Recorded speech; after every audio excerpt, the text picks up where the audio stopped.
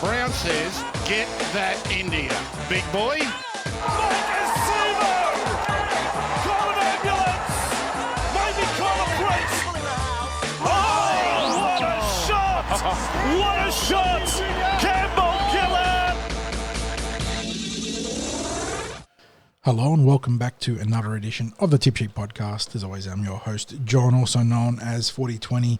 It's the home stretch now, so joining me for, well, technically it's the penultimate in terms of NRL, the penultimate news and NRL podcast. I'm sure we'll be recording into the postseason / off-season, but for Parramatta's official stakes, it is approaching round 27, and joining me to break down the week that was are my good mates, Sixties and Clint. Fellas, we bore witness to perhaps one of the most insane games of all time last week at CommBank Stadium, Parramatta's home season sign-off. It was an interesting weekend on the back of that. Some funny results in a row, and obviously our own that got us there. But how have you processed that? How are you holding up after more than a point a minute out at CommBank? Well, John, first of all, hello to all our listeners, and no matter what platform you're on, give it a like and subscribe. It really does help. But, mate, you know I'm an old bloke, and I'm approaching 60 years of supporting the Eels, like actively supporting the Eels. And I really am struggling to think of being at a game like that. I know that there was the match where the Eels came back and scored 30 points in about 13 minutes or something like that against the Tigers a number of years back and fell 1 point short. But I never want to sit through 10 minutes of football like we sat through on Saturday.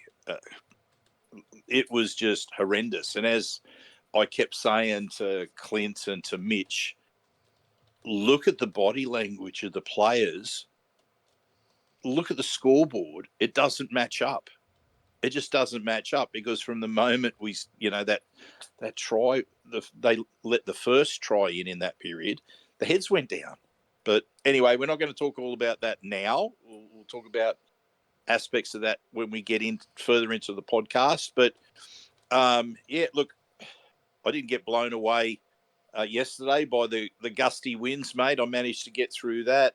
Went up, watched training today, second last session of the season. So watched them, getting their main prep for this week done. They've still got a captain's run to go. But, I guess I'm ready for Spoon Bowl. Almost ready for Spoon Bowl. I'll go and I'll watch the Caps run, but I'm almost ready for Spoon Bowl. Clint, how are you doing? Pretty well, gents. I mean, I actually enjoyed myself on Saturday because I got to take my niece to her first ever game of rugby league, and what a spectacle for her to see her first match. Certainly end-to-end entertainment for a 10-year-old to enjoy. So she had an absolute ball. Clint, I've got to ask you, do you think she discerned the mental torment that Eels supporters go through? I wouldn't say that she discerned it. I think she picked up from yourself and Mitch some frustrations that come along with it. I don't think she got so far as torment. But, I must admit from myself, I looked at this game as just an exhibition game prior to Spoon Bowl, and I just enjoyed it for what it was. And, I'd be lying if I said I didn't chuckle at certain points with some of the points we conceded in the last 10 minutes, probably to masquerade my internal frustration in front of my niece. So, and Clint, and to be fair too, a couple of us nearby were on our best behaviour in terms of expletives coming out of the mouth. You caught yourself a few times. I was very impressed with how you did that on the fly. And look, it wouldn't be the worst thing that happened to her, because I caught up with an old colleague during the NRLW, and bless him, he actually dropped a bit of beer on my knees. It was only a few drops on her jacket, but I did turn around and say to him, like, well, her parents are going to know it's not me because I don't drink. So you're going to have some explaining to do, buddy. It was a great day, all things considered, and the important thing is she got to experience a win for her first game. Well, that's at the end of the day. Barely. Yeah, at the end of the day, I guess that's all that matters. So, John, before we go too deep into this, shout out to Star Partners Real Estate, Auburn, Narellan and Parramatta for their continuing support and sponsorship of the Cumberland Throw and particularly this podcast. And also, I want to give another plug to the podcast that features John Muggleton that we recorded as part of our pre-game appearance in Parramatta Leagues Club, the home of the Eels, on Saturday, when we got to speak to Muggo about Scott Wisemantle, the incoming assistant coach. Muggo was able to share his insights about that. He also had some insights about rugby league coaching as a whole and, opportunities that are there for changes to the game, how the game's played. It makes for interesting listening. We made that decision, John and I, to put it out there as a special edition podcast, as a standalone, not attach it to the instant reaction or anything like that. So I really do encourage people to have a listen to it. Those people that have listened, we've certainly had lots of positive comments on the podcast post already about the insights that Muggo provides. So I'd really like to encourage listeners now, if you haven't had the chance to listen to it, please do, because we, right from the start, we're into the questions just to dive into what Muggo knows about Scott Wisemantle and what he can share with Eels supporters. Yeah, well said, mate. And I suppose before we get into the actual business, I do have a bit of a bone to pick, because and as a card-carrying member of American sports in general, I love my baseball, I love my NFL. Not so much the hockey and the basketball, but I will watch them. But the use of spoon bowl, it probably delineates from, if you're talking about the etymology of the word, like the genesis of the word, probably comes or delineates from like the use of Watergate, right? Like Watergate, yes. If there's now drama, it's something gate. It's, food gate or stock gate or, farm gate. And now we got the bowl. We don't have a Super Bowl, a Rose Bowl, Iron Bowl, Sugar Bowl, any of the, the college bowls that are out there. And yet the spoon bowl. So it's everywhere these days. And it's not just because it's Parramatta and West Tigers. It's, whenever there's a game featuring two lowly seeded teams, even midway through the regular season, you see the media starting to go, this is a preview of the spoon bowl. So yeah, funny that's been. So maybe we go for. I know it's still American, but Spoonerpalooza. We go with that. Spoonermania. We don't. We won't. We'll pinch it from the music industry rather than the sport. Industry. Yeah. Well, something Australian we could go with as instead of a spoon bowl or Spoonerpalooza. It's got to be something there. Yeah, something probably involves some swear words, but but it is just interesting seeing it so prevalent these days. And I suppose again, you talk about modern media and how a lot of the barriers internationally have been broken down, and everyone's digesting content from across the entire globe now. So a lot of the Australian old media, new media, looking towards their American peers and picking up words like that. And on that interesting little note, let's start talking some news and football, boys. News team, assemble!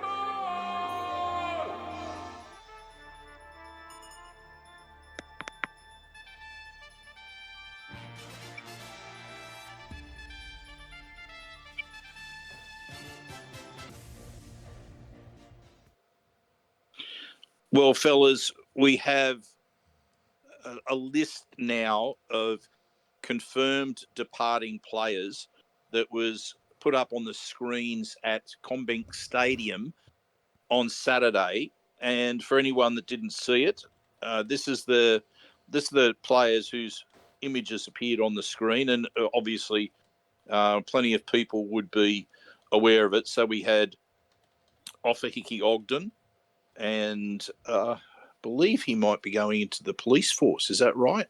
There's something about that. There is a whisper of that, yes. I didn't see anything about that. That is a cool way to, and a productive way to get into a post-playing career. So well done to Ofahiki if that's the case. Yep. So we also have the 3 players who debuted this year, the young players, Pathways players who are now heading to other pastures in Woods Arthur, Ethan Sanders, Blaze Talangi. We had Lorenzo Mulatalo named, Zach Sini, Isaac Lumi, Deja Anasi, Morgan Harper, and Makahesi Makatoa. So what was that? There was 10 players who are confirmed departures from the club. Now, that doesn't mean it's necessarily the complete list because, as people are aware, it's looking like a fait accompli that Reg is leaving the Eels and linking with, by all reports, the Dragons. I think it simply hasn't been confirmed because the Dragons deal itself, I don't know if it's finalised, whether it's a 2-year or 3-year. I think it'll probably end up being a 2-year deal, but that's still to be confirmed. You also have the possibility that there might be other players as well who depart the club.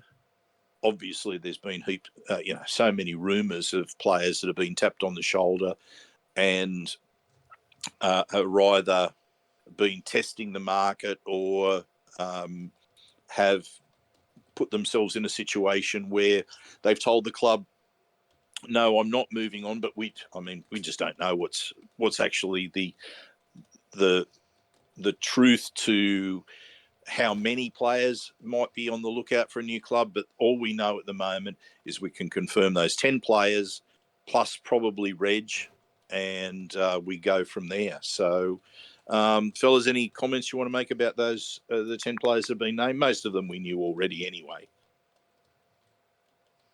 No.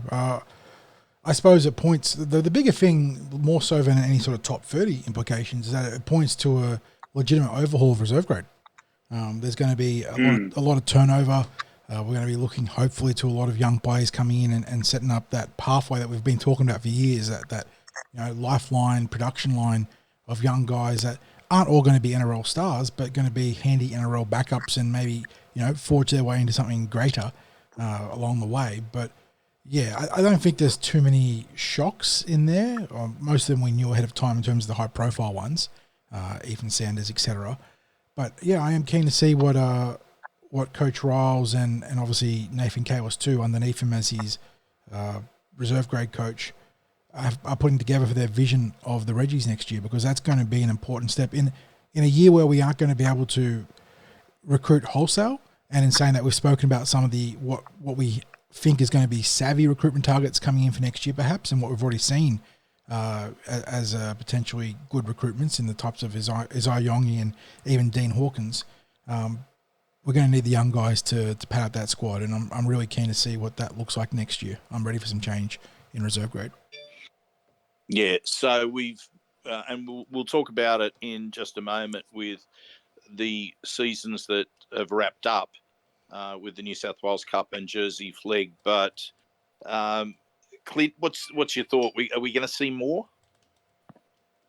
It kind of seems like we will, but we wait until that's confirmed, and if that's confirmed, we've spoken about that at length and what that might look like with some players over the better part of the last month or 6 weeks or so.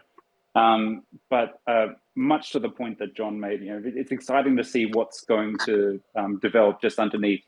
Whether it's players 18 to 30 in the NRL squad, or whether it's those on development deals or just sitting outside on second-tier deals. There is a lot of opportunity in our club now for both juniors and maybe some smart external recruitment, maybe some younger players from some other clubs, and just to round out what will be our 2025 extended squad. So yeah, like John, I'm very excited to see what Coach Riles and his team come up with, and along with the new coaching philosophy and what they can produce. Yeah, so just moving on now, the injury news, unfortunately, hasn't just been restricted to the NRL squad, because in the NRLW, Kennedy Cherrington now joins her sister Ruben and Boss Kapua as players who have been ruled out for the season. And as far as Kennedy's concerned, it's an LCL. And we were talking in the green room before recording about what an LCL actually is, because it's something that I wasn't very familiar with. And John, you were able to fill me in on some details on that. Yeah, well, with my familiarity for a lot of other sports, and then my brother's also an exercise physiologist, so we talk about some of this. But LCL is like probably the ligament that you hurt the least in your knee when it comes to these elite sporting injuries. It's on the outside of your knee, and so you'll tend to do is it your ACL before you do your LCL? But essentially, in terms of like your injury risk for ligaments, you tend to do your ACL, your posterior cruciate ligament, your PCL, and your medial cruciate ligament, the MCL, before you do your LCL. So it's not one you see too often. I don't know what the severity of it is in terms of like the worst case being ACL and best case being MCL, generally speaking. But with the NRLW being such a short season, any kind of like time off is going to hurt you when it comes to a knee injury. And I don't think it's going to hurt her too much the way, even ACLs these days don't hurt you the way they used to, but there is still a legitimate recovery window going into the following season. I think she should be okay. This is my complete layman's opinion, of course, based on what I've seen and not from any sort of expert background. But I think she should be fine heading into next year. And indeed, I think you saw her, she's already hitting the gym 60s. So obviously not working that knee, but she seems to have mobility capability still, which is good, which would mean that, you know, she's not being too restricted in her day-to-day stuff. And unfortunately for the NRLW, it's a monster blow. Losing both Cherringtons, it's a 1-2 punch that it's going to be very difficult to overcome. And we've already talked about the issues at dummy half after losing Ruben as our specialist there. And while I think that there's going to be some interesting looks for someone like Brianna Eels and maybe some young players too down the road now, Kennedy Cherrington's one of the heartbeats or souls of this team, and it's going to sting not having her available for this run home if they're going to try and make the finals. Yeah, and I saw that if this was an injury that had occurred right at the start of the season, or if the NRLW was a competition that had 2 rounds, everyone playing each other twice, that it wouldn't be a season-ending injury. I'm not surprised to hear that. You know, it's around that 6 week sort of mark. Pretty much the only genuinely season-ending injury in terms of the ligaments of your knee is an ACL. I think PCL and MCL are generally bad case of like 8 weeks. Again, not to say that you couldn't do worse, but in general, like a grade 3 or something like that is like 8 weeks. So LCL being in that same sort of bracket is not surprising. And certainly a lot easier to say LCL than lateral collateral. Lateral collateral ligament, yeah. It's whoever named that as a doctor or as a surgeon has a wicked sense of humor. Lateral collateral. And unfortunately as well, Clint, we saw last week in the match Dan Keir go off with a nasty concussion, and of course that means with concussion protocols that with a 6-day turnaround that we won't be seeing him this week, which means effectively his concussion injury is a season-ending one, even though it's only one match, but it is. We don't see Dan again for the rest of this season. So I just imagine just going into that long list of players that have missed game time, and it's going to be somewhere over 140 games that Eels players have missed due to injury this year. And really, you know, that's an absurd category, an absurd number to fit into that category. It's pretty crazy, right? You know, and to be perfectly honest, Dan's concussion was pretty straightforward on Saturday, but anyone who was at the ground, I'm not sure it was caught on the coverage on Fox, but anyone who was at the ground would have seen in the early moments of the game, Ofahiki Ogden run directly into the posts and almost completely take himself out. And, you know, thankfully he returned, but, you know, he was looking a little bit sore and sorry for himself after he did that. So, you know, we almost added someone else to that list, Sixties. Obviously he's been named to play this week, but yeah, anyone who was at the ground and saw that would have seen him absolutely. I I'm kind of loath to use the word, but in the absence of any better words, annihilate himself on the post. Thankfully, he got back up and got involved. And we also saw him while we're just on off the Higgy Ogden, not to go too much into the game here, but a great chase down the sideline, I think, on our future recruit Zach Lomax. So, he was obviously able to shake that off.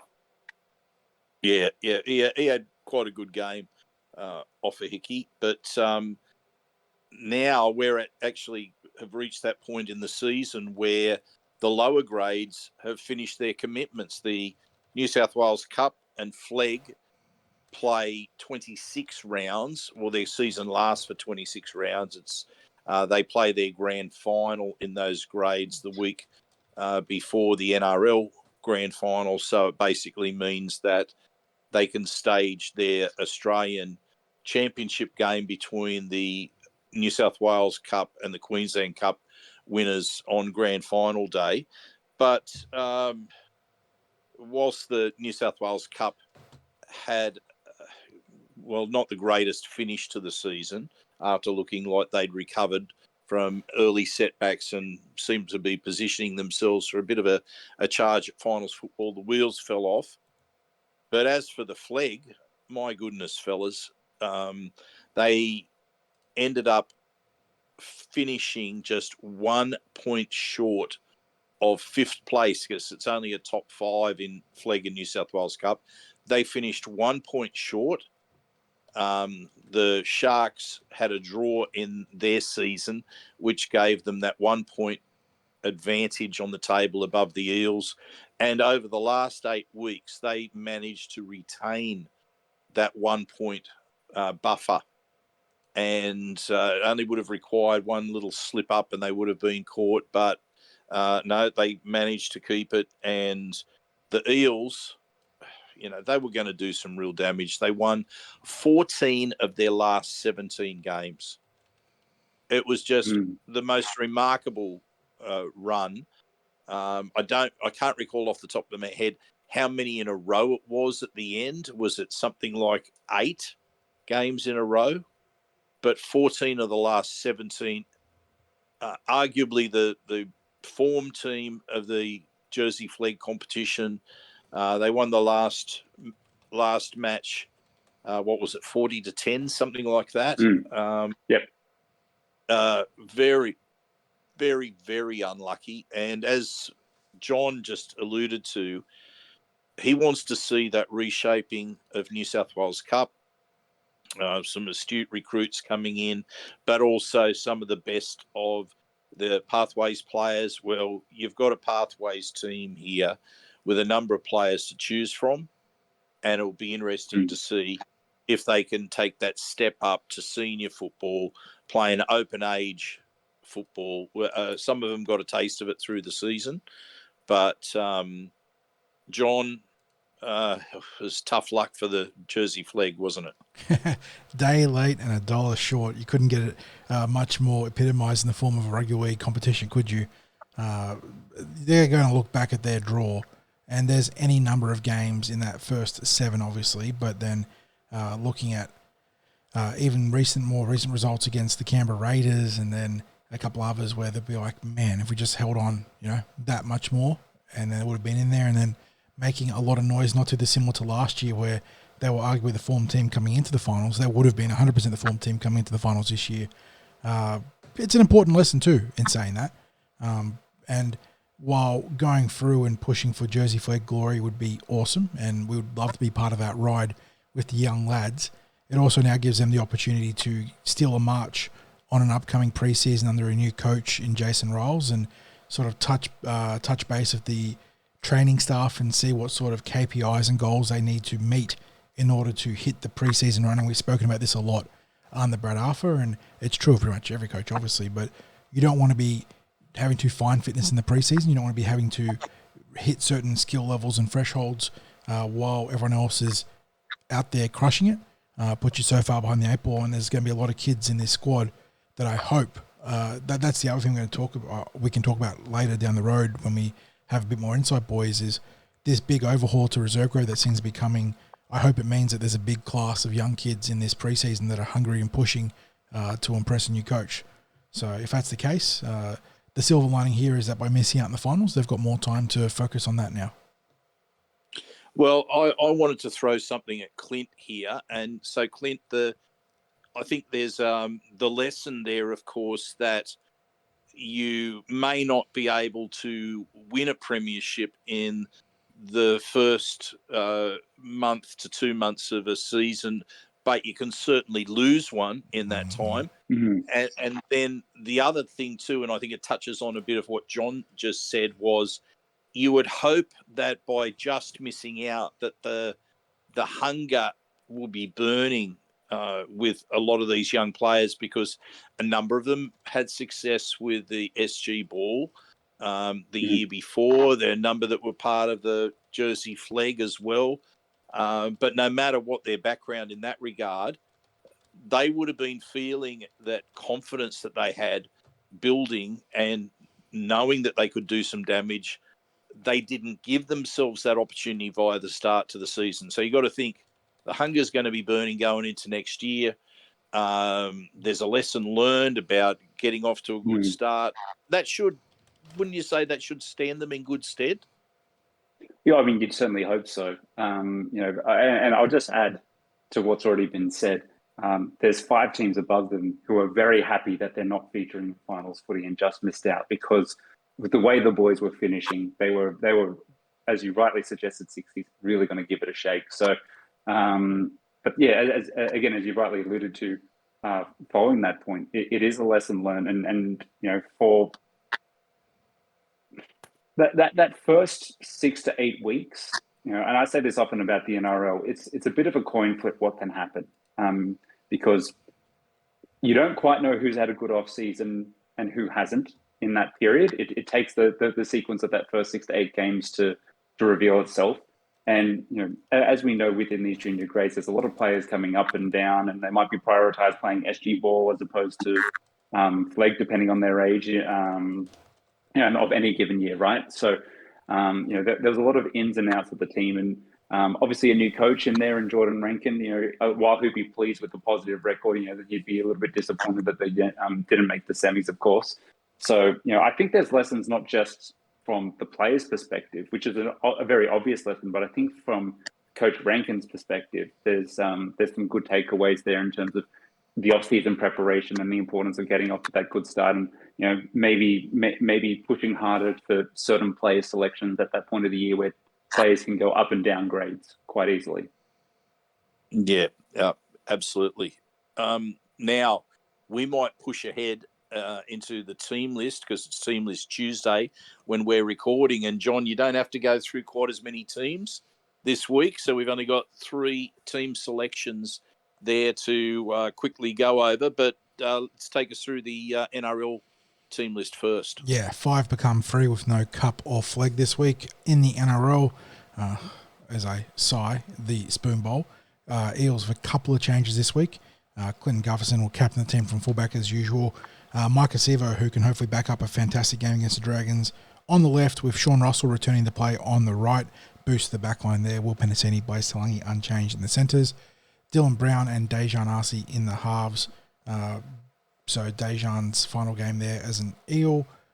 Reagan Campbell-Gillard, speaking of final games, not official, but this will be, I'm not sure if it's game 107 or game 108, but that'll be his final game as an Eel, expected, bringing the close in a fantastic career in the blue and gold. He's partnered in the front row by Sean Lane, Brendan Hands, the dummy half. The other returnee this week, Kelma Tuolangi, comes onto the left edge. Bryce Cartwright on the right. Joe Offengahi locking the scrum. On the interchange, Joey Lussick, Makahesi Makatoa, Luca Moretti, Ofiki Ogden. Obviously no Dan Keir. Care of that concussion. Jake Tungle pushing back to 18th man to make way for Sean Russell.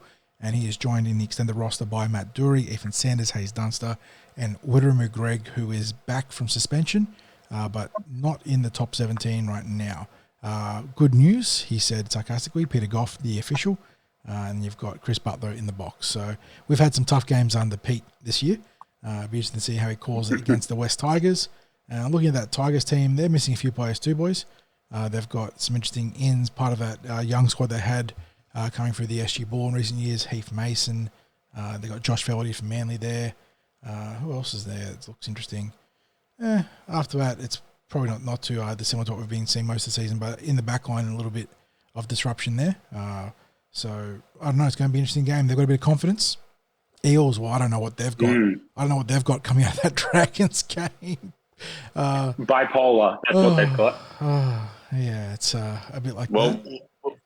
we'll talk. Actually, we're going to have our takes on the weekend results, so we'll maybe dive into that then. But it's pretty much the expected team list from the Eels NRL there. NRLW, John. Yeah, no. We've got it. We do have a milestone game in this one.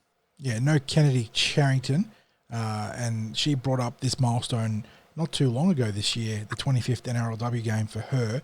She is now joined by Rachel Pearson as a 25th NRLW gamer, and it's one of those. It does in a vacuum, like we discussed before for our fellas, but it feels odd to celebrate 25 games in the context or framing of the NRL.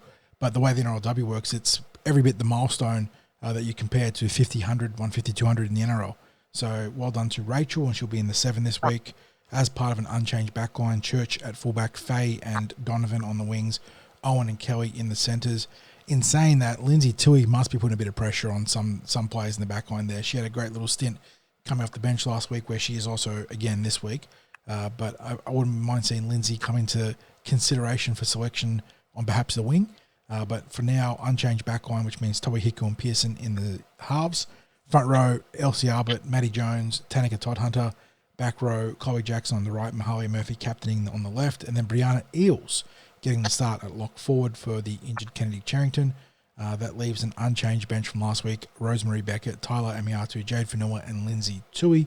Extend the roster, Mia Middleton, Ruby Jean Kennard Ellis, Pahuka Berryman Duff, Kate Fallon, Tafawa Asua, and no main official announced this one. Todd Smith is provisionally in the bunker, but we know with the NRLW, a lot of his stuff is subject to change based on availability of officials.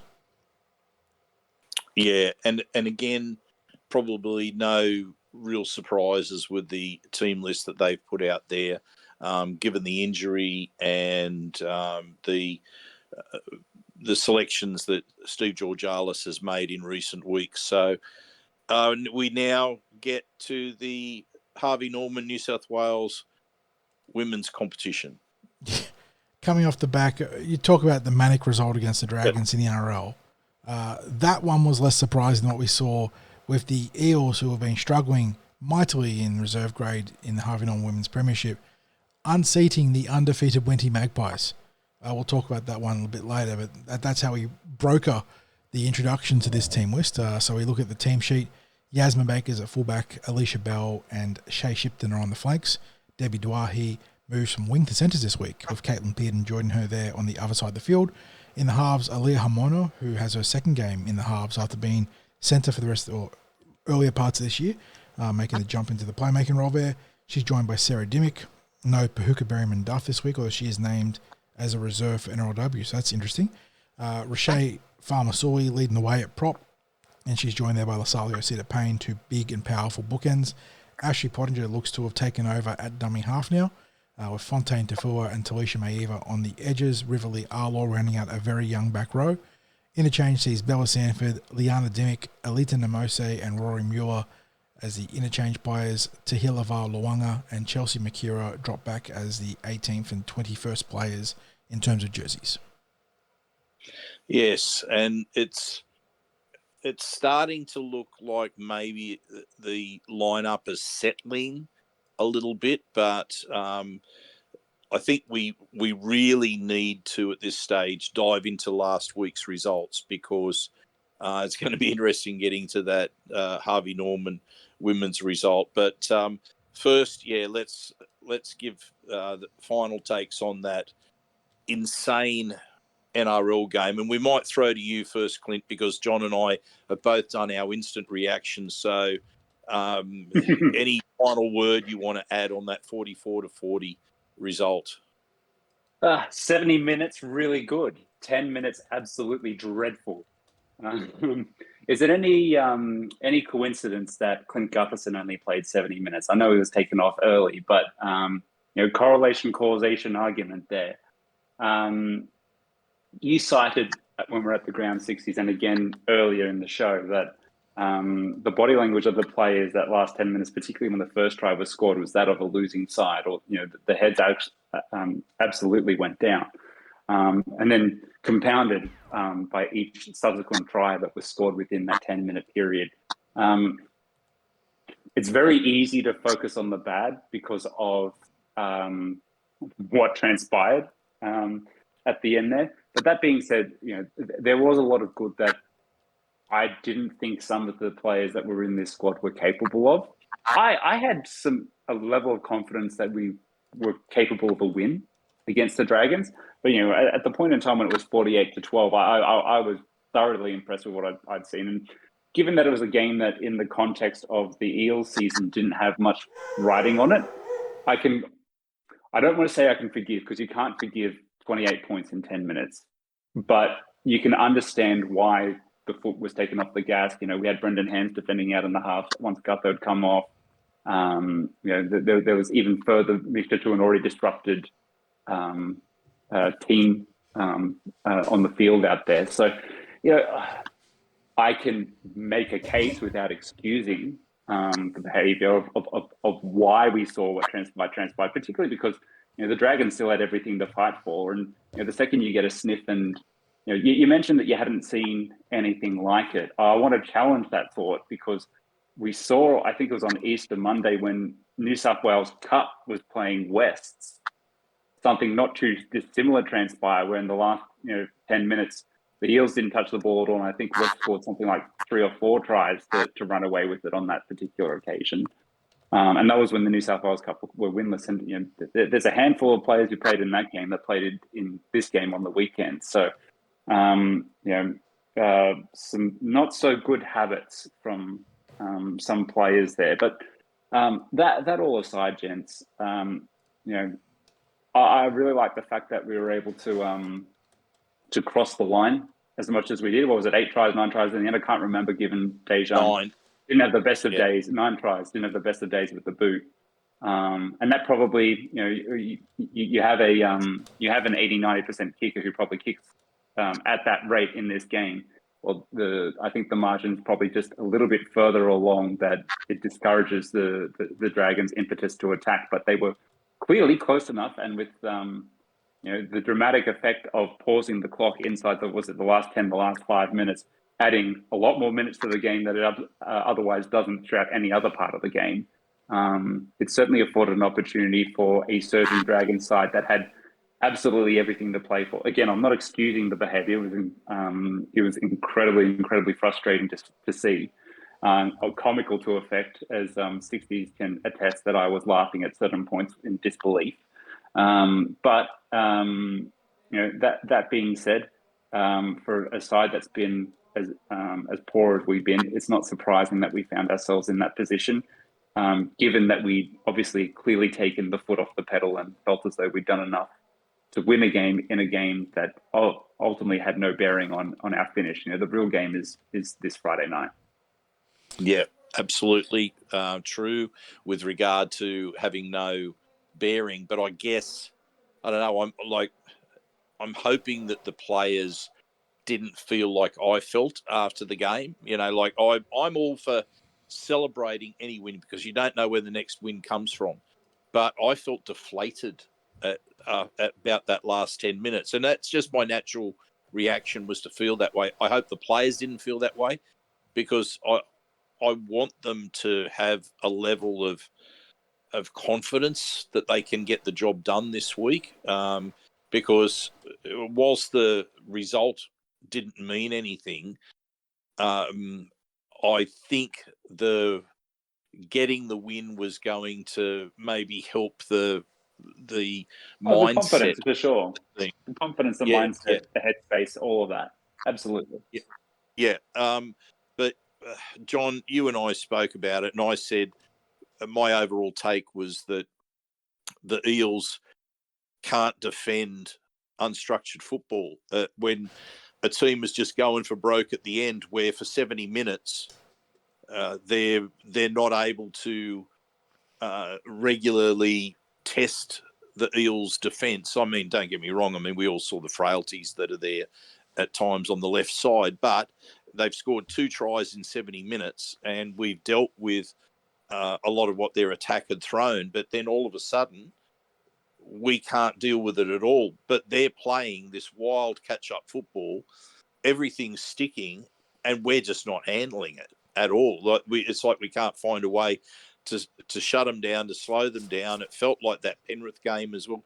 It's almost like when you get into this crazy period at the end of the game, where all of a sudden, if a team's playing catch-up football, they throw structures out the window, and they go to, okay, let's just string some passes and see what happens. And lo and behold, the offloads, the passes, the kicks in behind the line, everything that they threw, we couldn't handle. And it just feels to me like that's our biggest problem, is adjusting our defence to handle the unstructured. Yeah, I was reflecting on that a little bit in our conversations around that, and how many factors go into those struggles there. And we spoke about fitness or conditioning and a lack thereof. We spoke about that mental sort of terror, I suppose, creep into the back of their minds of, oh no, here we go again, and how that sort of plays upon their psyche or preys upon their psyche. And then just outright defensive deficiencies. You talk about targeting that left edge. I think we were the beneficiaries of St. George not going after Blaze as much as they could have early on. And for whatever reason, they flipped that switch in the final 10 minutes. And then the other thing that we didn't really touch on that I suppose has been a macro issue for a long time, and whether it's down to officials' interpretations or Parramatta's approach to it, our issues of competing in the ruck when it comes to just the bullshit and slowing stuff down. It lets teams, when they can put a foot forward, turn that into a roll very quickly, and we saw that on the weekend. So one thing I do hope that Jason Riles can institute is a more effective strategy around the ruck in terms of the grubbiness and the bullshit and the slowdown and the wrestle.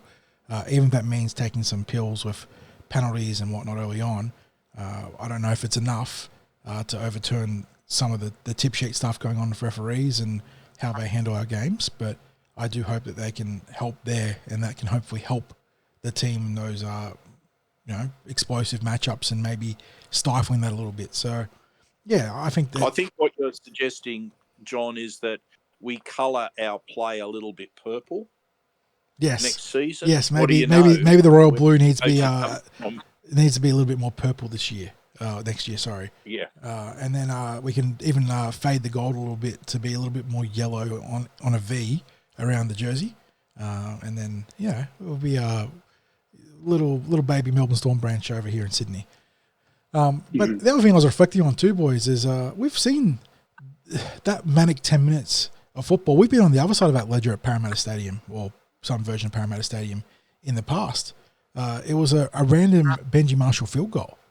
I can't remember what year it was, 2013? 2012. Random Benji Marshall field goal, and we stormed back in, scoring 30 points in 10 minutes and went down 31-30. So yeah, it's was it 10 minutes or about 13 or 14? I was alluding to that game in when we first started this podcast, and I thought it might have been a bit longer than 10 minutes. I thought it might have been about 13, it might have been 12 to 13 minutes. But it's surprising how fast points can be scored sometimes in the NRL, regardless of the era or meta game, because you're talking about a decade there between results. So, funny stuff there. And I suppose a win is a win, but I can certainly understand why people might be not feeling it, even though it didn't change the result coming into the West Tigers game. And where I don't think it impacts confidence either. I know that confidence is, some sort of liquid formula, and wins absolutely play a part in it. But the way we've been travelling, I think we handled that West Tigers game pretty much the same way. Yeah. Okay. Now the next result to talk about is unfortunately another shellacking that the NRLW team received on the weekend, and St. George far too good, John. I could not believe that result, Sixties. We wrapped up our show with Muggo, and while the Dragons had scored first, the Eels had established the ascendancy and were attacking the goal line, had a stranglehold on territory and possession. And I had to go home because I had a problem with my foot. I needed to ice it up and stop further damage there. But by the time I got home, it was like 20 points to 6 or something like that. And I was like, what? And I could not believe it. And I sort of watched the rest of the game, and we just got blown away. Couldn't handle the speed. Struggled with first up contact. More sloppiness around the ruck. It's almost like a bit of Freaky Friday went on, and our reserve grade team sort of swapped places with our NRL team in terms of one squad fighting for every possession, every play, every set, and the other team just forgetting how to play football. And don't get me wrong, injuries have been a factor. They've lost some absolute key personnel there, including losing Kennedy, early-ish in that contest, trying to defend a try and having that knee and lateral collateral buckle underneath the tackle. There was no foul play there. It was just a football mechanics thing.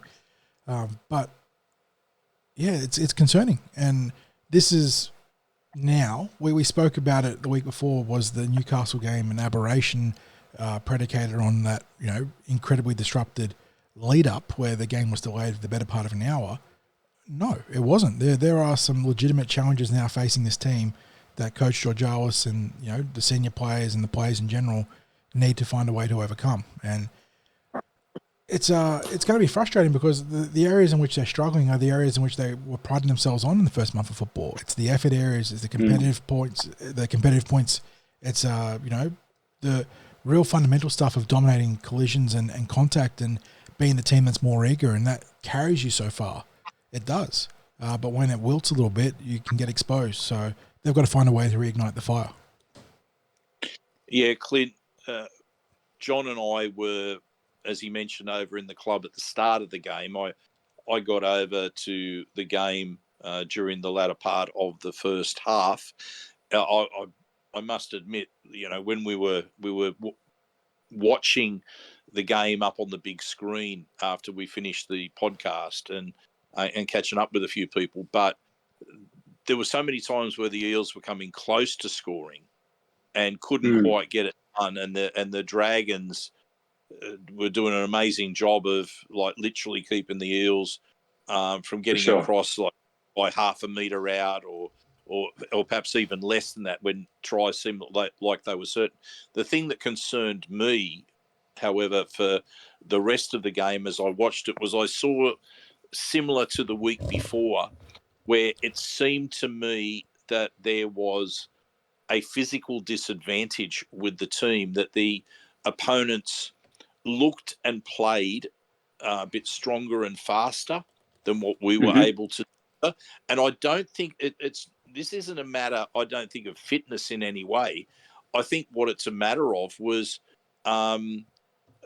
whether we look as if that first month of football maybe had taken its toll on the Eels, and that the edge that we'd lost any edge that we had.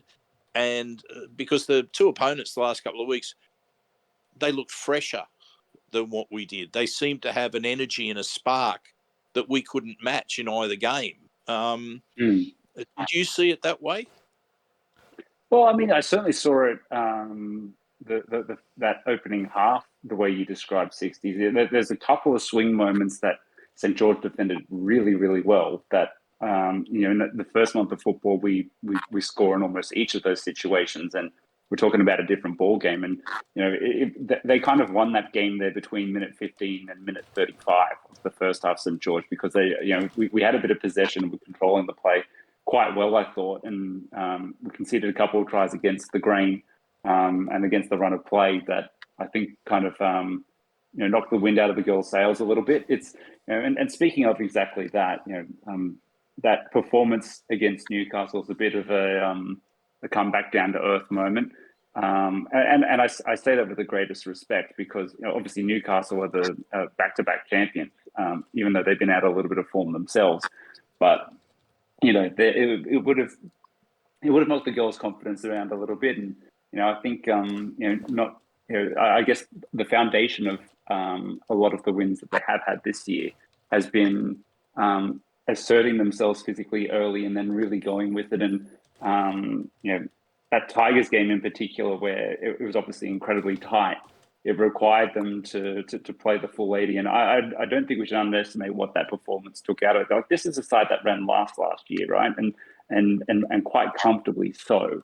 So it's a big turnaround to get the wins that they did in the early parts of this season. And having lost a couple of players, and as you said, Sixties, having that energy drained out of them, I guess it's we got to take the growth for what it is, and not lay into them too hard. But that being said, I will say that there's been a couple of disappointing defensive efforts the past couple of weeks. We've seen ourselves exposed, particularly around the edges in certain parts of the game of the past 2 weeks. That you'd hope that from some of the leaders there that they find a way to get their second win for the rest of the season, and that these performances are just too, although clustered in isolation, and that they can quickly move on from it, because it's a strong Titans side they're coming up against this weekend, and they've still got some other strong opponents to play yet.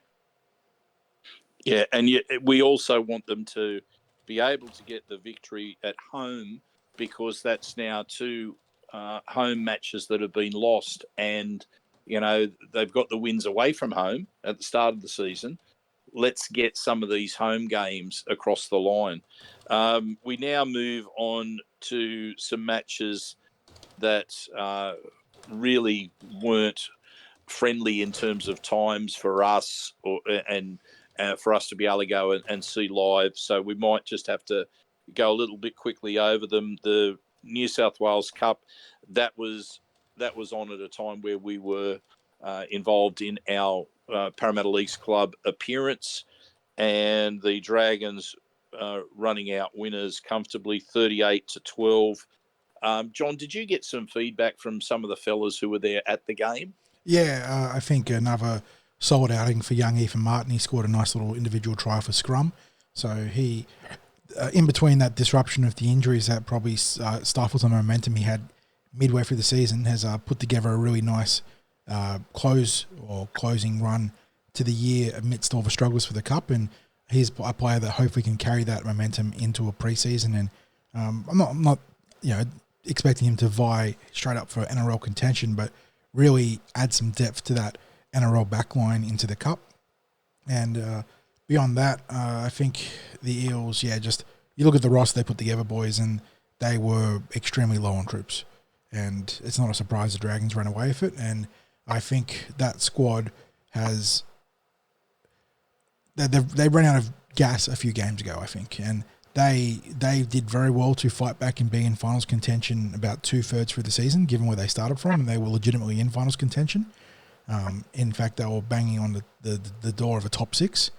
And then, just not enough troops, a lot of injuries, suspensions, issues, trickle-down issues from the NRL, and they didn't have the juice left. So they'll be glad to be able to sign off, even if it is on a loss, and there'll be some players in that team that can hopefully take a step up next year, and there'll be, like we said earlier, a good chunk of those players departing as we look to reshape that reserve grade team. Yeah, and we then go on to the Jersey Flegg again. Wasn't friendly for us because they were on at Granville, I think, from memory, on Saturday. Yep, Eric Tweedale Stadium, and they were on about 1 o'clock, something like that. So people who were at CommBank had to basically make a choice between missing out probably a couple of grades of football at CommBank, go and watch the Jersey Flegg, and then get to the to CommBank for the NRL, or miss Jersey Flegg and watch 3 grades of football at CommBank Stadium. It's a really, you'd hope that there's some sort of scheduling that people can do that's a little bit better. I mean, we're not suggesting that 4 grades or 5 grades of football gets played at CommBank Stadium. It's unrealistic. They there's the logistics of opening up a stadium for a lot of grades where probably not too many people are necessarily going to front up and watch, and then you've got to pay staff for all of that. So we understand the economics behind it, but it's a bit rough when they've got the rest of the weekend maybe to choose from with the games, and surely it helps clubs with their staffing as well to have it where they're not scratching around and working out, is there, do they have the staff available to cover games at different venues at times that are almost at the same time as other games? It's pretty hard. So anyway, the Eels ran out 40-10 winners over the Dragons. They had a 22-0 second half after leading 18-10 at halftime. Unfortunately, as I said, we couldn't get out there. I haven't had a chance to watch any video of the match as yet, but we did have Dom Destratus getting a double in that. Matthew Hunter was doing the kicking and was able to back up scoring 2 tries himself and kicking 6 goals. So he's had a big game. It was part of 3 match results that had to go their way on the weekend. They needed, I think, the Bulldogs to beat Manly, and the Bulldogs beat Manly by 2 points. They needed to win themselves, and then they were waiting on the game between the Sharks and the Warriors, and needed the Warriors to cause an upset, but they didn't get close. They went down 20-4 to the Sharks. So I don't think there's anything we can add to that game, fellas. I don't think either of you two have had a chance to see any vision on it. Have you had any look at any try replays or anything like that, John, yet on New South Wales Rugby League? No, I have had a chance to catch the highlights package, but what I will say is that we've heard the club talk about following that Penrith model a lot, about being a development club and sort of bringing these classes of kids through, and as a wave of talent between pathways into Flegg and now into reserve grade. Well, this is the time to be true to that word. This is just a really good team, and I think there's a couple of legitimate NRL talents in there, and I think there's quite a few guys that could be really handy supplementary players to an NRL squad. And we are clearly moving on from a big portion of our cup team now. I think it's time to facilitate that transition with this team becoming part of the core of the reserve grade team, not unlike what Penrith did 5, 6, 7 years ago when they brought waves of talent through to form what was then a formidable and fearsome reserve grade team for years on end. Yeah, and I think the majority of the decisions have been made. There's a couple of players that I think there hasn't quite been a decision made about whether they're continuing at the club or what have you. I hope that they can get round to sorting that as soon as possible. I'm not going to go naming names or anything like that at this stage because that's unfair for me to do so, especially if there's negotiations still going on or what have you. But look, the one thing that I will say is that the form line was just very, very strong in the back half of the season. The players have shown that they will play, they will play for the jersey. They'll play for each other. I think the coaches have done a great job with them as a group because the start of the season, I would not have expected that the season was going to be ending with the run of form that they had. I mean, they paid the penalty for the losses at the start of the season, but my goodness, those losses at the start of the season, they look nothing like the team that they were by the end of the year. Mm-hmm. And, it has a lot to do with the coaches, has a lot to do with the players developing as the season went on. But definitely one player who was in form for the entire season was Riley Smith, like the entire season. He was the spark in the team when they weren't getting the results, and he remained a spark at the end of the season.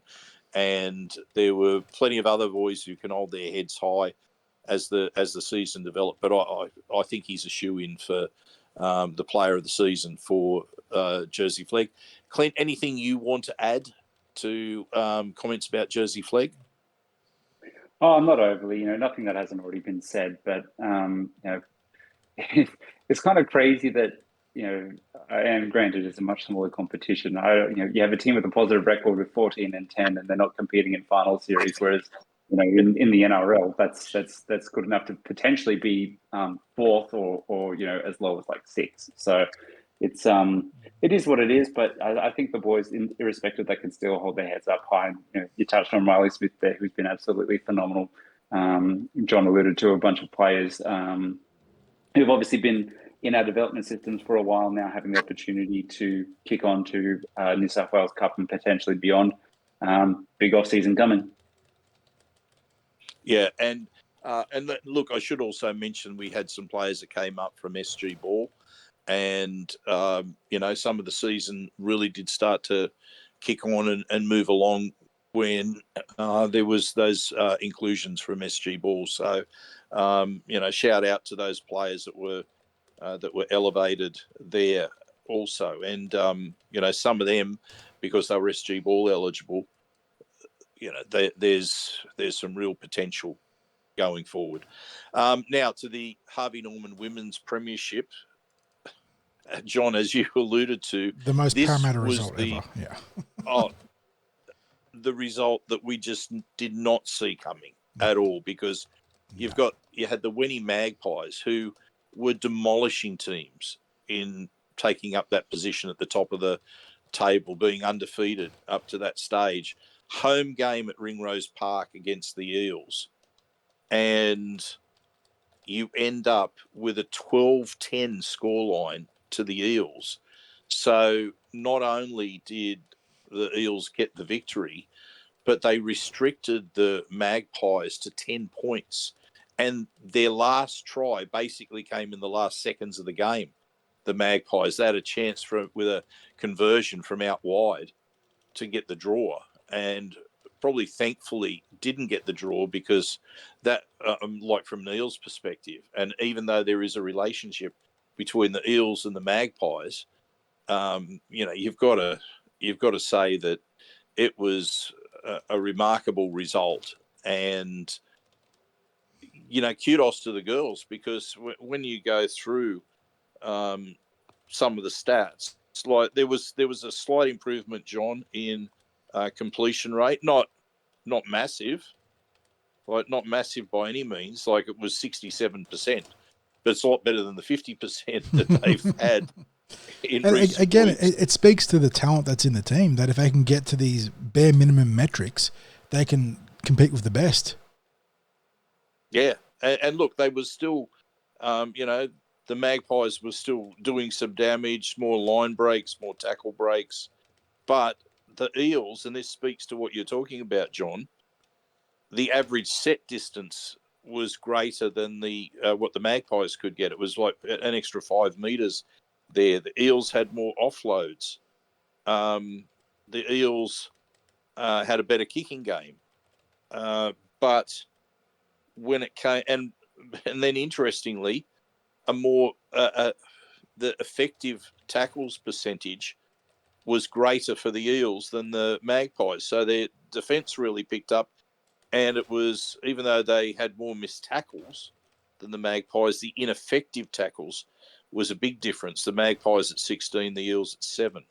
So, and they also, had to deal with having on the wrong end of the penalty count. So, to the tune of 6-3. So, some stats that they had to hang tough to overcome. But it's a great result. You have to say, and they may not make finals football, but for them to get a win over a team that I actually expect will win the competition in the Harvey Norman Women's Premiership, I think it was a great result. Anything you want to add, fellas, or are we ready to push on with, first of all, everyone's favourite segment, and then on with the Eels news? We're ready to push on? Let's get going. Let's do it. Okay, John, it's your time, baby. Time to shine. Well, give it to us. Well, we have the game of the season coming up, the popularly dubbed Spoon Bowl, and I sort of was thinking of what's a good theme for that. And so I went with this is a deep cut on our internet meme history from a clip that was dubbed Epic Maneuver, but I think it's actually cut from a song called Ghost Love Score by, I think it's like a metal like opera band Nightwish. I think that's the genesis of it. Anyway, it's called Epic Maneuver and actually builds really nicely on that Thursday or the Fox Thursday Night Football segment. And I think it gives a great grounding for what's coming up on the pub slot Friday 6 o'clock PM as the Eels and Tigers battle in one for the ages.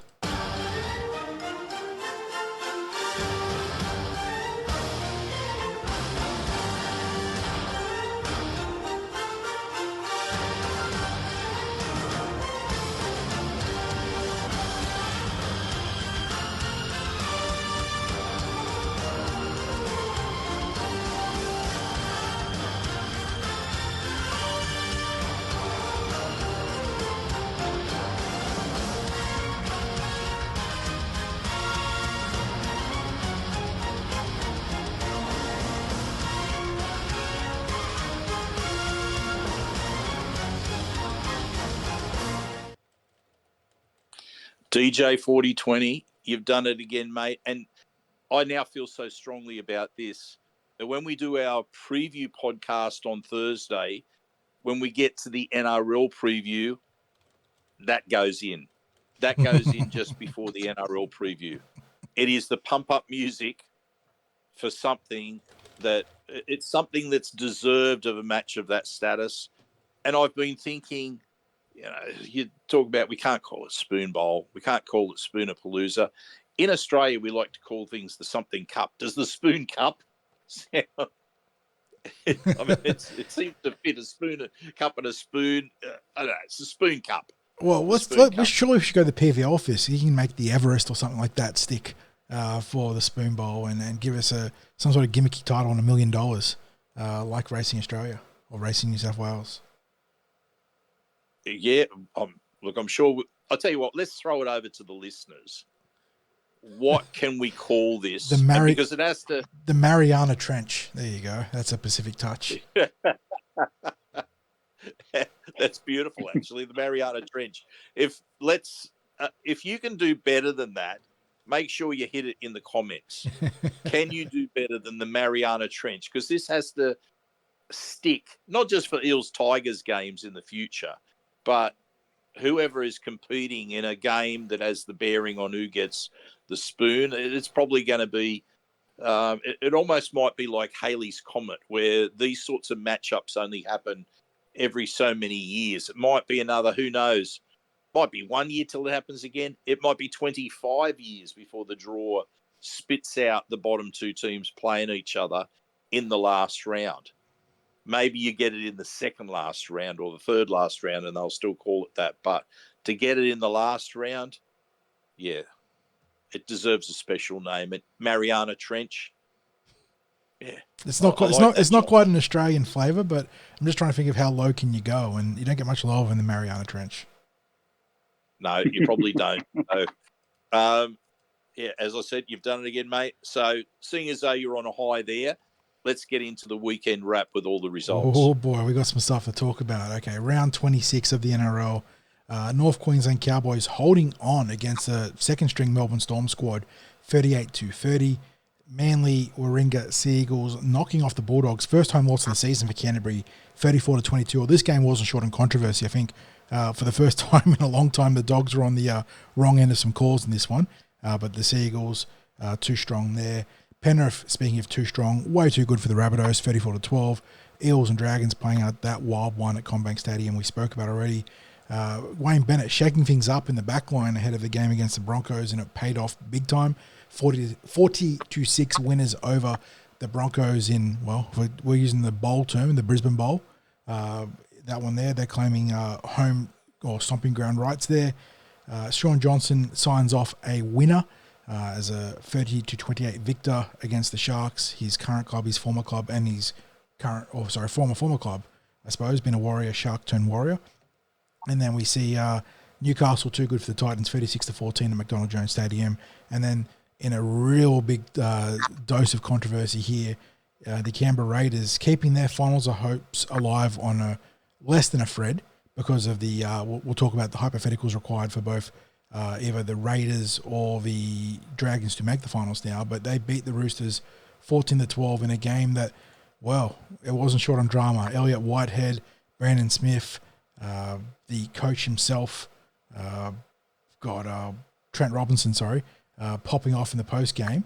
I'm very interested to hear what your boys' takes are on this one, because I was actually, I'm not alone in this, because I know on Reddit there was a similar response. I don't think Whitehead committed a hip drop tackle, at least not based on the conventions the NRL laid out in that 3-point explanation about what constitutes a hip drop tackle, about anchoring and dropping and whatnot. I think it was more of a function of Brandon Smith running away and then sort of dragging Whitehead with him. But anyway, that is the week that was in the NRL. It leaves the final spot in the top 8 down to some combination of the Dolphins, Knights, Dragons, and Raiders, although the Dolphins and Knights have a commanding position of one of them making the finals, barring a rather hilarious draw, and then the winner of the Dragons and Raiders somehow profiting at their expense to make the 8. Yeah, look, there were so many takes that you could walk out of that weekend with. I mean, where on earth how was that the same Manly team that dropped the game to the Tigers? Like, So seriously. frustrating, isn't it? So frustrating. Far out. They were diabolical the week before. I was prepared to just put a line through them as finalists. And look, we've still got the typical Turbo injury, but, I just don't get that. I honestly, I just don't get it. And we will talk about the issue with Whitehead, momentarily. But aside from that, the other thing that was really emphasised is the Broncos were there for us to beat a few weeks ago, and we couldn't get the job done when it was there, ready to happen. The Dolphins showed that you can get it done. Man, are they a disappointment this year for their fans, the Broncos? Like, we know how we feel about what's happened with the Eels this year, but let's be real. Even though the Broncos have got some players out, they've still got some major talent that's there. I'm talking about current Origin talent, and they just haven't measured up. They've, I think they probably need a serious rethink about where they're heading as well with their roster. So, Clint, what's your takes?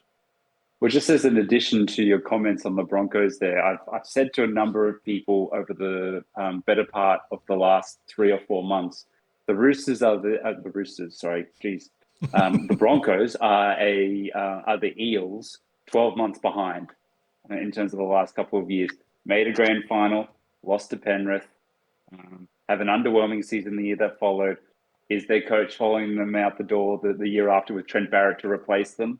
Maybe. I don't know. Has lightning struck twice in that regard? I'm not claiming to be the fortune teller of Madame Leota here, but that being said, I'm seeing some correlations here that have me watching the Broncos' next moves very, very closely.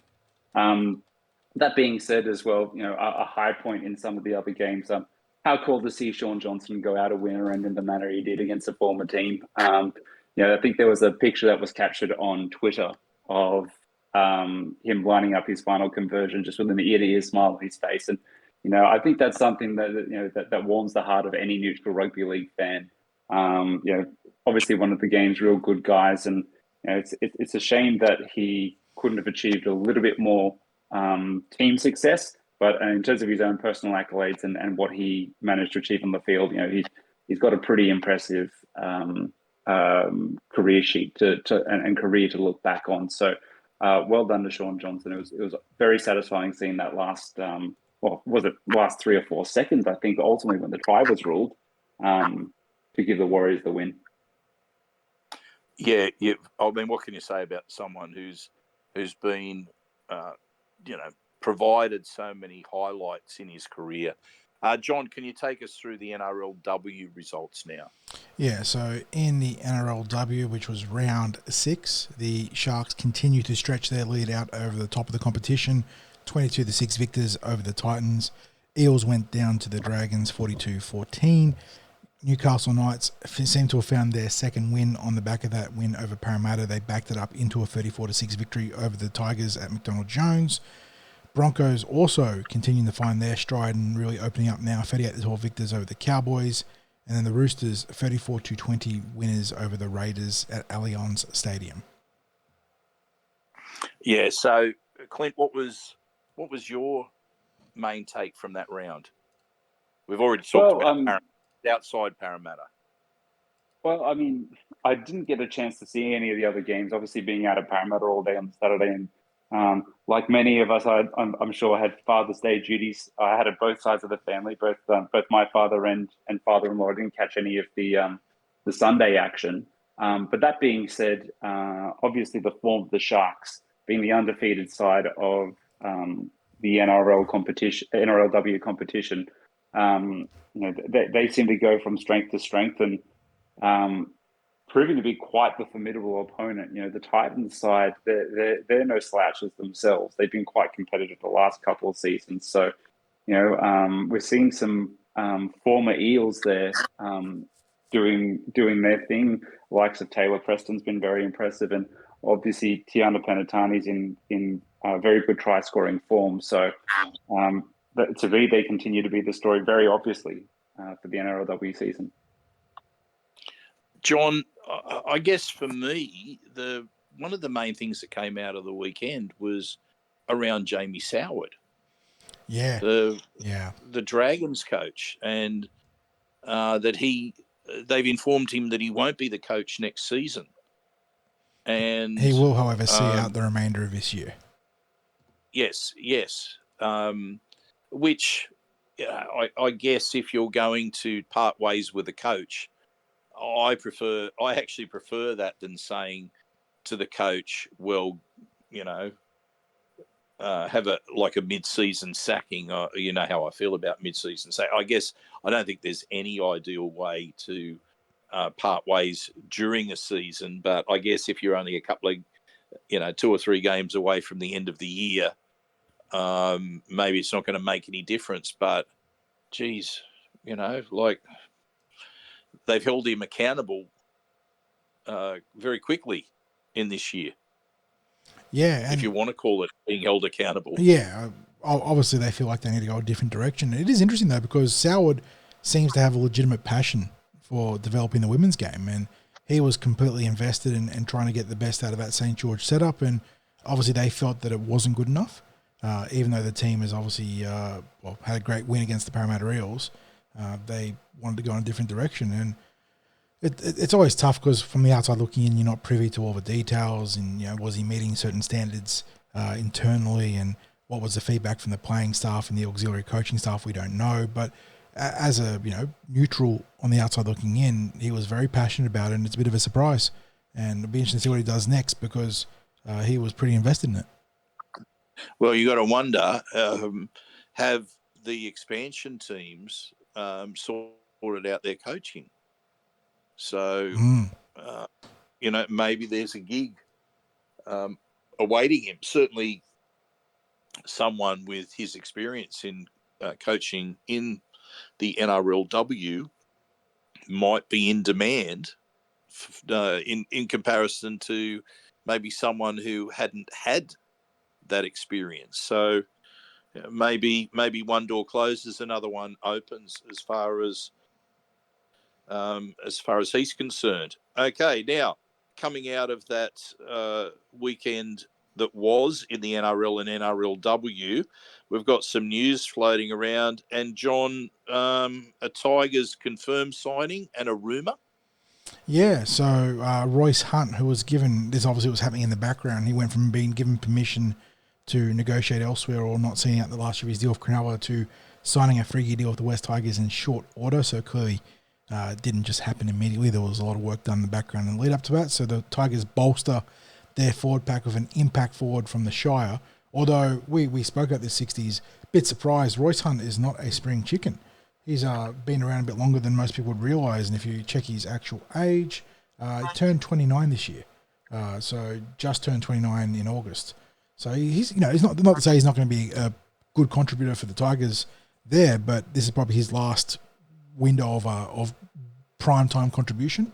But they do bolster their pack of him, and then there are also reports about I kind of laughed at this because the way the tweet was phrased, but a happy-looking Jack Bird walking out of Tigers HQ at Concord, their high-performance centre there. So obviously the Tigers looking to recruit old utility boy there, Jack Bird, who in a vacuum, not a bad player, but you got to be concerned about the injury history there. He doesn't get on the field as often as you would like, and that's the precaution you'd have with him. But he would, I imagine, bolster their back line and also give him a backup option in the halves. How old is he, John? Old Jack Bird. He's got to be. Debuted in 2016, I believe, and he also turned 29 this year. He's a March baby, though, so something about that the turning 29 class there for the Tigers. It seems to be a theme of their recruitment. So, Clint, if we're looking at this as a strategy with the Tigers, is it that they feel that do you think they feel they need to get senior players mixed in with this rising group of youngsters and get some sort of balance for maybe a team that just needs some good old heads to guide the younger players through?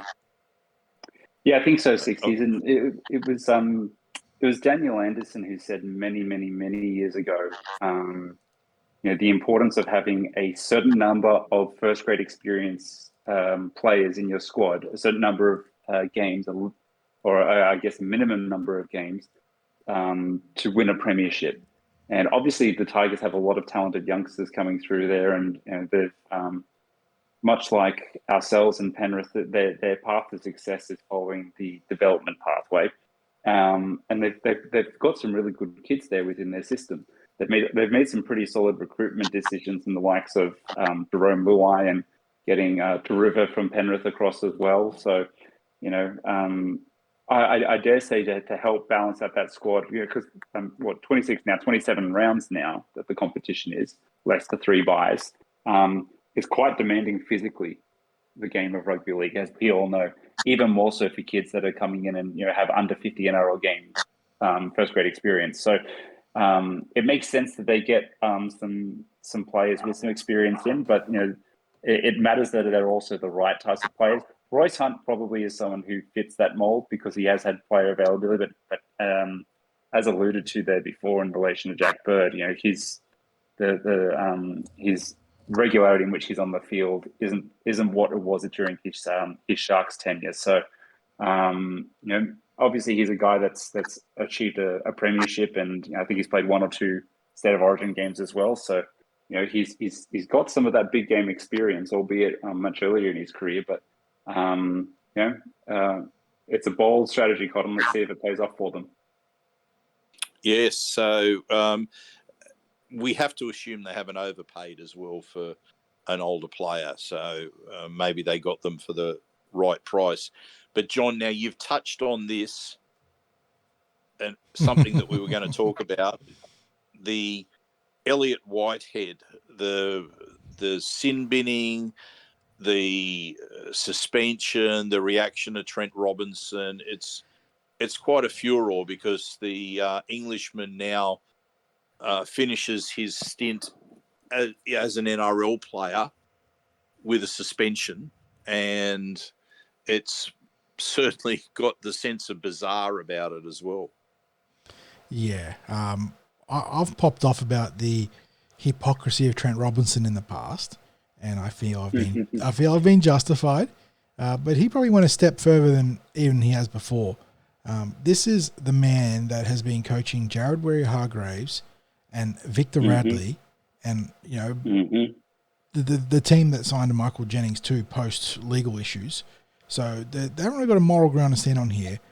I can understand being upset that your player got hurt there, and I'll actually also point a finger at the officiating there, where that has been consistently deemed a voluntary tackle in recent seasons. I think to the point they've actually changed the rule where you cannot be penalised for doing that, but it also will be called a tackle. And instead they allowed Brandon Smith to jump up and run, and Elliot Whitehead did the right thing. The referee didn't call the play dead, so he went to make the tackle. And as a purely unfortunate mechanical incident based on where Elliot Whitehead was standing and the fact that Brandon Smith ran away from him, he pulled Whitehead with him and onto the back of his legs.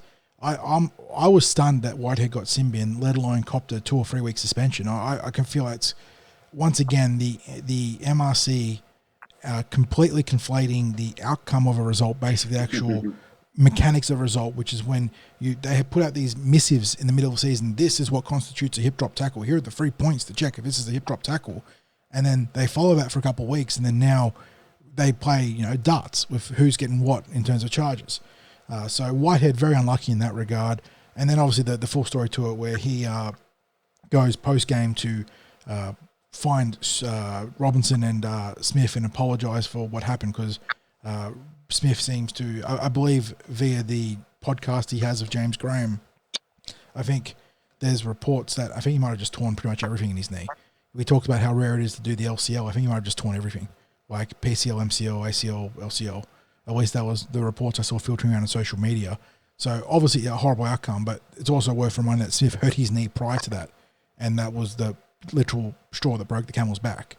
But the reports that Whitehead went to find Robinson and apologise, and Robinson told him in no uncertain circumstances to F off, and cited his history as a reason why he would never forgive him for it, although Brandon Smith apparently in private channels has accepted the apology. But again, incredibly rich from Trent Robinson. I can understand being upset that your player got hurt, but the hypocrisy to come out and blast a man's character and assassinate it to the point that Andrew Voss has actually called out for Robinson to be fined for how aggressively he's tried to tank Whitehead's character as a footballer. It does rub me the wrong way, fellas, because there are times where you can see dangerous tackles and foul play, and again, you see Warrior Hargraves and Radley and whatnot as prime candidates for that, and I feel like the league community has been pretty fair with them. But to have Trent Robinson come out and absolutely shit on Elliot Whitehead the way he has, it leaves a sour taste in my mouth. That was a football incident. That wasn't a hip drop tackle. Absolutely sucks that Brandon Smith looks to have been seriously injured from it, and I can understand frustrations that come with that, especially if the insane injury toll also came out of that game. But the way that Robinson conducts himself, rules for thee but not for me, he is the embodiment of it. He preaches but doesn't practice, and it really rubs me the wrong way. Yeah, Clint, do you feel as strongly as John on this matter? Yeah, 100%. And you cited the examples there, John, of Jared Hargraves and Victor Radley as perfect examples of the contradictory nature of those comments. I too didn't feel as though that Elliot Whitehead's alleged hip drop tackle was a hip drop. I can understand the uproar in terms of the raising of the leg and the kick towards the ball in the Angus Crichton attempted tackle. That is mechanically a sin bin. Like that is 100%. And I'm happy for that to be to be that punishment. And I'm not even against that being weeks off the field, because I'm not a fan of the leg being used in any facet of affecting a tackle, whether that's tripping and I'm going to allude to the tackling style of Alan Langer from back in the day, and we saw Josh Reynolds across his career stick the leg out a couple of times in some trip attempts. I'm not a fan of it at all. When the leg comes into affecting the tackle, in whatever way you choose to define that. But it was kind of funny to see Elliot Whitehead had a little bit of fun. Obviously, he's a guy that's going out with a bang, and he's effectively retired now by virtue of this. So he's kind of gone into the realms of no F's given, and by posting to Twitter, or was it Instagram? I can't remember which one it was.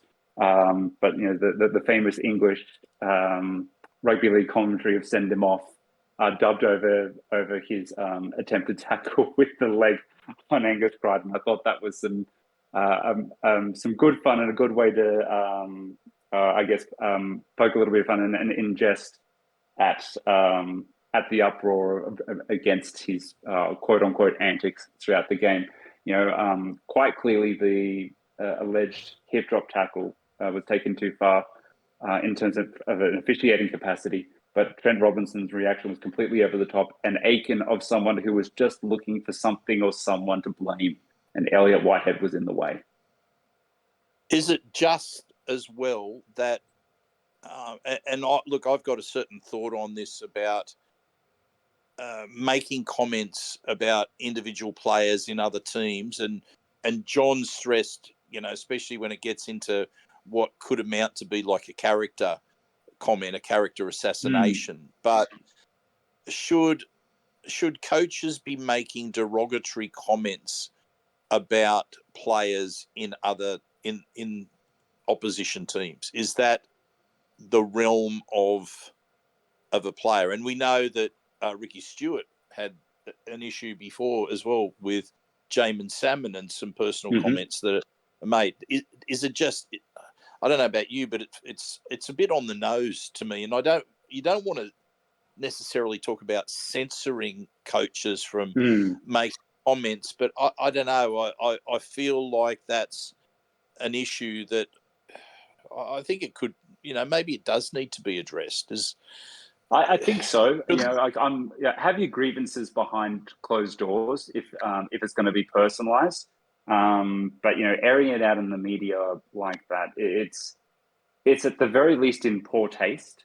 But at the worst, as has been alluded to by Andrew Voss, and you cited their 60s, character assassination.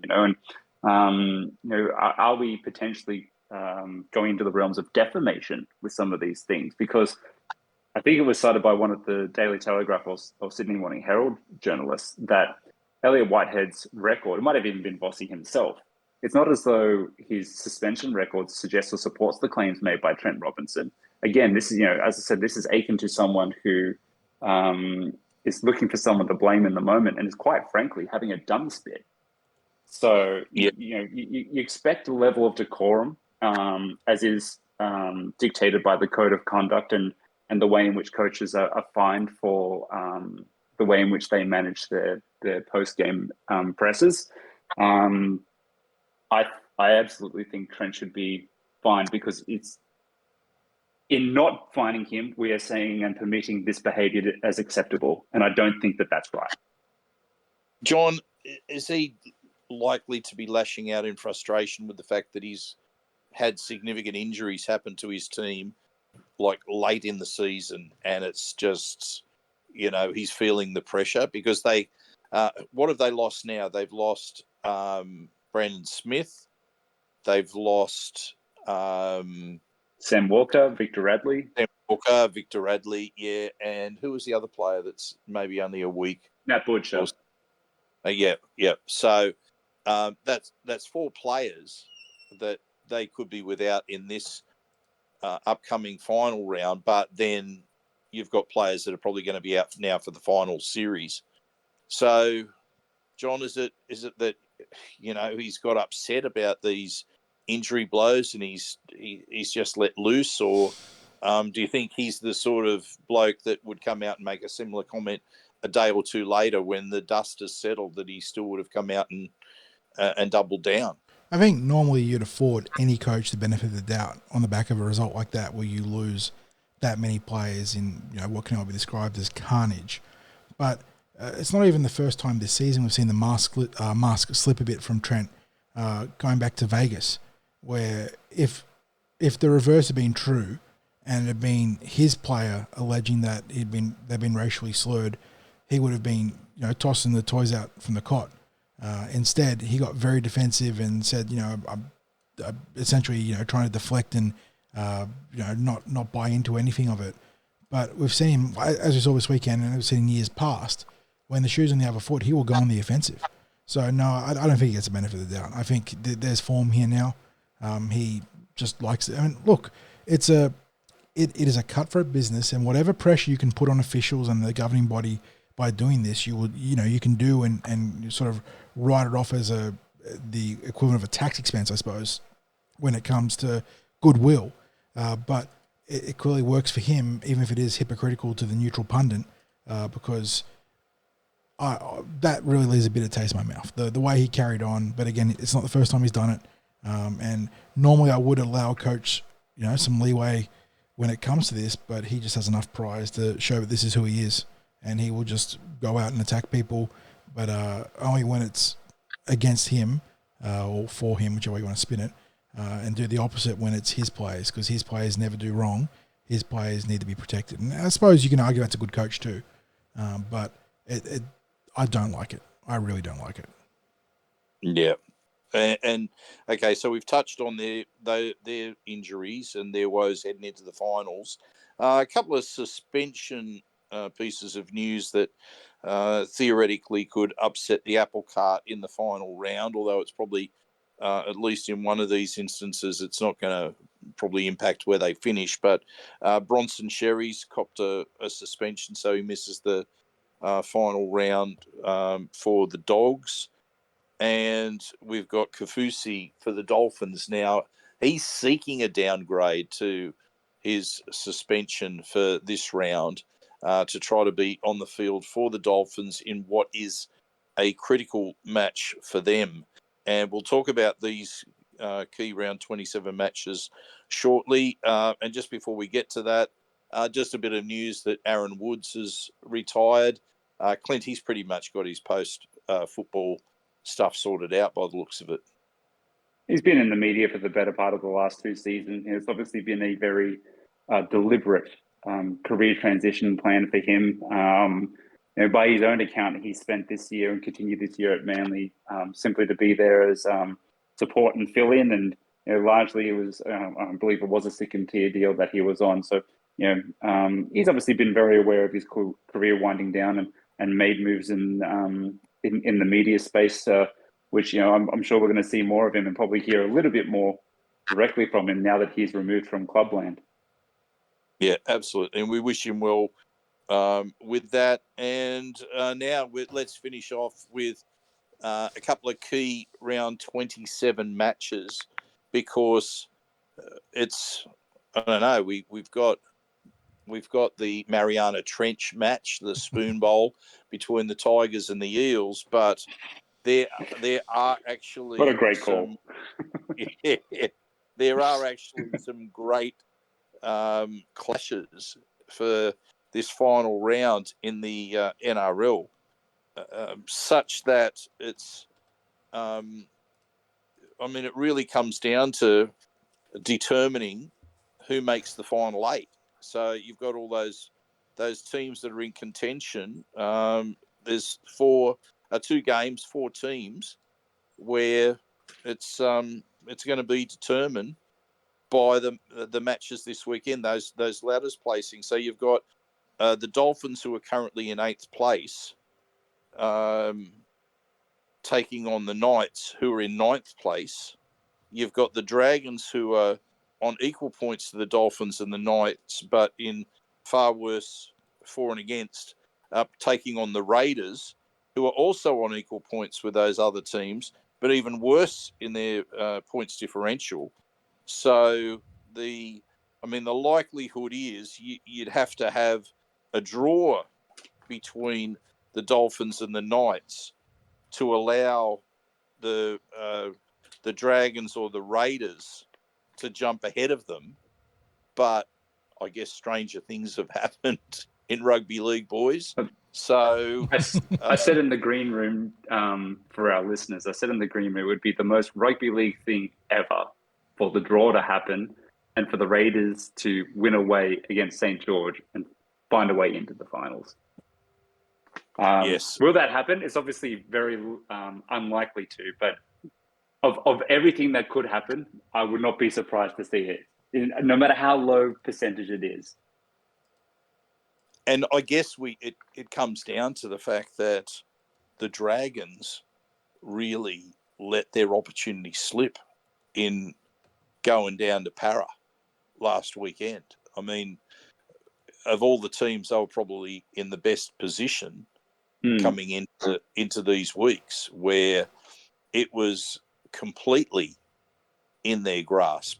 It's not too dissimilar to how the Eels 2014 season finished, where we had that impressive win over Manly with 2 games to go, and then we lost consecutive games on the road to Newcastle and Canberra, where all we had to do was win one of those games to secure our spot in the finals, and we lost both. Yeah. I draw some parallels there. It's quite frustrating, I'd imagine, for Dragons fans to see that opportunity, given that they've spent the last few years out of the finals, just come away from. But regardless, I think that they can be pretty happy with the level of improvement they've experienced across their season, given that most people would have viewed them as bottom 4 at best. I think they've made some positive moves that, at the very least, and what it seems to be from what's been suggested, a much more attractive opposition for potential recruits to go to in the next year or 2. Yep. John, any comments? No, I think that's a nice way to wrap it up. Well, speaking of wrapping things up, I've had a couple of last-minute suggestions from Yoko about Spoon Bowl. So see how you react to this, for an Australian, better Australian isms when it comes to the match. So Spoonfest, Spoon Day Out, Spoon on the Grass, and Spoon Things. Yeah, but you can definitely see all the musical festival tie-ins there from Australian events. If you wanted to delve into the musical side of things, you could have like the Soundgarden appreciation game, old Spoonman there. What else we got? Yes. It's definitely a workshop thing, work in progress. Very keen to hear what our listeners have on the feedback there. I'm liking Spoon Day Out. Spoon Day Out, because I I guess it could be a Spoon Night Out in terms of Friday night, but I'm still expecting that the music to accompany our preview this week, John. Okay, I'll have it on cue. You found the grandeur of the event in that music. So, fellas, thank you again for tonight's podcast. As we wind things up, we'll probably start heading towards the 1 podcast per week, because the instant reaction starts to drop out with the Eels finishing up in the NRL. But we will probably still have 1 to 2 podcasts per week. And as we head into the off-season and pre-season, it'll be probably at most a podcast a week, as we try to keep track with what's happening news-wise. And who knows, John and I just might become a musical reactions YouTube channel as we off-season. Go for a completely new audience there, John. Yeah. I'm sure you and I, well, look, I know you could take us down some dark holes, some real rabbit holes of music. So who knows what the future has in store for us. But fellas, thank you again for this. Thank you to our sponsors, Star Partners Real Estate, Auburn, Narellan and Parramatta. Big shout out to Greg and the team out there in those 3 offices for being not only supporters of the Cumberland Throw, but also Big Eels supporters. Thank you to Parramatta Leagues Club, the home of the Eels, for allowing us to host the podcast at every home game there at the Leagues Club during the season. And again, a reminder, a bit of a plug, make sure you listen to our podcast with John Muggleton. It's packaged there as a special podcast standalone, where Muggo chats about the appointment of Scott Wisemantle and about what future coaching might mean for the Eels moving forward. And thank you to all of our listeners. We are always blown away by the kind words and the messages that are said to us. The people have come and introduced themselves to us every week. There isn't a week that goes by where we don't meet someone new whether it be at the Leagues Club or people send messages through, and it's just it really makes our day to meet people and to get such kind words sent through. And fellas, as I always say, go you mighty Eels.